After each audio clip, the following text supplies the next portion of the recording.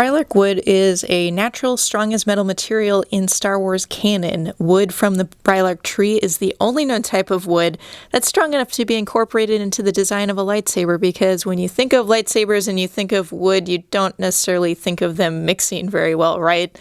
A plasma blade, coming out of a lightsaber hilt doesn't seem to lend itself to using any type of wood. However, with Brylark wood, Brylark tree, this is a rare kind of strong, durable type of wood that can withstand the rigors of being on a lightsaber hilt. So that's pretty cool. Now that said, wooden lightsabers of any kind are very rare in Star Wars canon. Most lightsabers are made out of metal, right? So one of the exceptions to this is in Star Wars Clone Wars, the television series. There's a Wookiee Jedi youngling named Gungi, and he decides to construct a lightsaber using Brylark wood.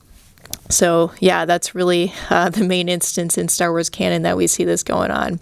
And Brylark wood first appeared in the 2012 episode of Star Wars Clone Wars entitled A Test of Strength. Now, we do see some Brylark wood inspired things in lightsabers in real life. So Savi's Workshop, for example, which is the build your own lightsaber experience at Star Wars Galaxy's Edge, it has some Brylark wood components that are options, when you're building your lightsaber.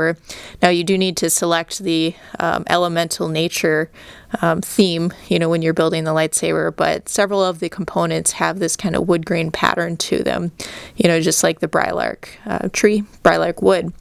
Now, also with custom lightsabers, occasionally we'll see different custom lightsabers that use a wood pattern or, Brylark wood inspired design.